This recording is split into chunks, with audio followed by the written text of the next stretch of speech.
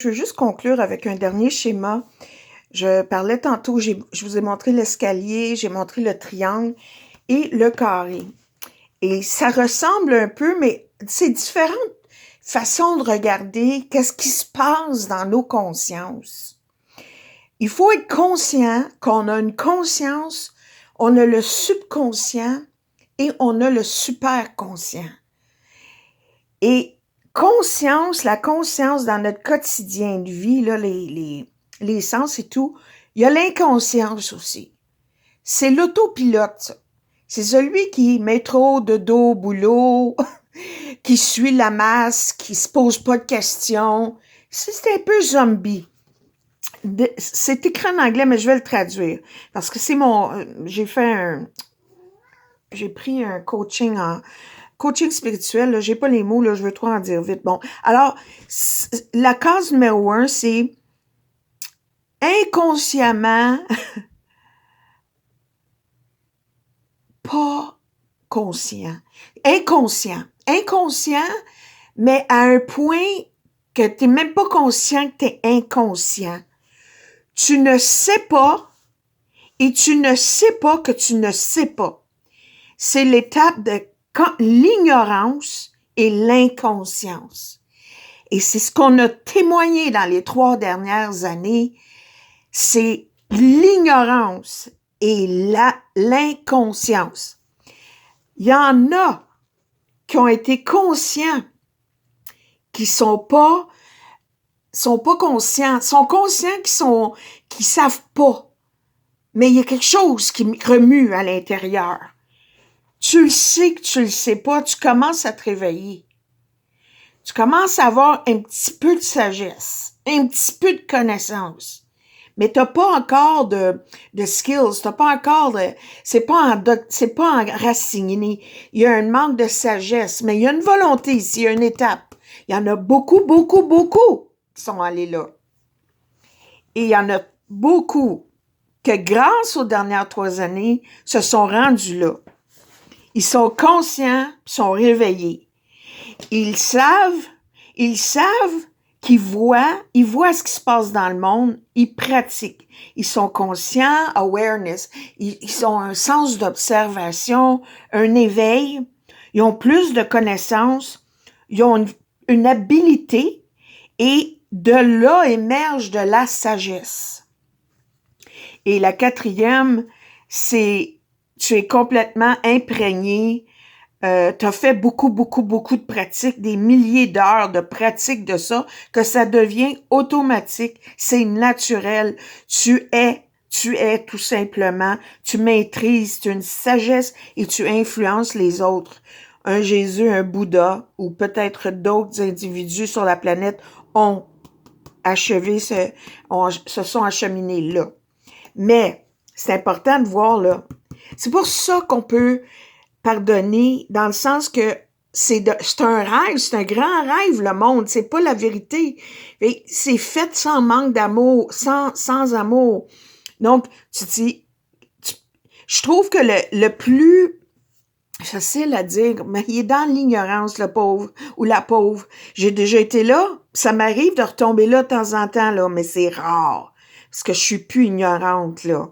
Je fais tellement d'efforts. Je prie, je médite, je fais du travail intérieur. On peut le voir juste par mes vidéos où j'en suis. Donc, tu dis, il sait pas, puis il sait pas qu'il sait pas. Ici, on commence à être conscient. Donc, puis plus on est conscient, plus on a une responsabilité aussi de répondre à ce qui se passe dans le monde avec amour, pardon, compréhension. Et il faut inviter les gens à se réveiller. Donc, la technique d'où vient la prière tantôt, c'est une technique hawaïenne. C'est une technique de pardon hawaïenne. Ça s'appelle le Ho'oponopono. Ho'oponopono veut dire de canceller la cause de la souffrance, de guérir le subconscient. Celui-là, c'est de Dupré. C'est un tout petit livre, mais il y a le zéro limite de Joe Vital que j'ai lu aussi, que j'ai pris plein de notes, puis que j'ai envie de partager parce que je l'ai résumé. Mais c'est Dr. Yulen, c'est un médecin, c'est un docteur, je ne sais pas exactement tous ces titres, là, mais qui a réussi à travailler dans un département psychiatrique de l'État dans Hawaï, dans une prison, et il a réussi à travers son ouverture de cœur et d'esprit de faire le processus au Ho'oponopono. C'est comme pardonne-moi, je m'excuse, pardonne-moi, je t'aime et merci. Mais on dit ça à la grande conscience. C'est comme, je m'excuse de pas avoir su, d'avoir manqué d'amour. Je m'excuse d'avoir laissé créer en moi cet état-là. C'est pas une culpabilité, là, c'est de reconnaître ma responsabilité. Je demande pardon de ça, là, j'aimerais ça être pardonné, mais tu l'es par le divin. C'est une prise de conscience.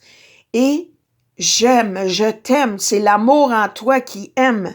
Et merci, la gratitude. Lui a fait ça avec tous les 31, je pense que c'est 30 ou 31 prisonniers, 30. Et il a guéri, là, leur esprit et la sienne. Il a transmuté plein de mémoires qui habitent dans la conscience humaine. C'est ça qu'il faut guérir, c'est le grand rêve qu'il faut se réveiller de. Et ça explique tout ça, là, dans ce petit livre-là, qui est très facile à lire, donc je le conseille. C'est sûr qu'il est traduit en français en quelque part. C'est vraiment la reconnaissance, le pardon. C'est reconnaître que c'est pas la vérité. Ces gestes-là qui ont été faits dans l'absence d'amour vont disparaître si je ne leur donne plus d'énergie. Je les garde pas vivants dans mon esprit par le ressentiment, le jugement, de vouloir arranger les choses. Non. Si je veux changer l'environnement, il faut que je change l'atmosphère de ma conscience. Faut que je m'élève en conscience. Faut que je rentre dans mon cœur, dans la lumière de l'amour qui m'habite. Et c'est là qu'on se rend à différents niveaux et qu'on guérit le monde. C'est pour ça que l'histoire se répète. Faut guérir la cause. C'est l'absence d'amour. Pardonnons-leur car ils ne savent pas ce qu'ils font. Ça veut dire qu'ils sont dictés par l'esprit de l'ego dans le monde. C'est pas le corps qui fait du mal, c'est l'esprit qui est mal plugué, qui est déplugué, qui a des pensées erronées. Suite à ça, il va parler de façon erronée. Il va faire arriver des choses erronées, des gestes et des actions sans amour. Alors que si on se branche à l'amour, qu'on se connecte, on opère différemment dans le monde. Là où ton focus va, l'énergie suit. Et tout le reste se dissout carrément, parce que c'est pas vrai, c'est pas réel.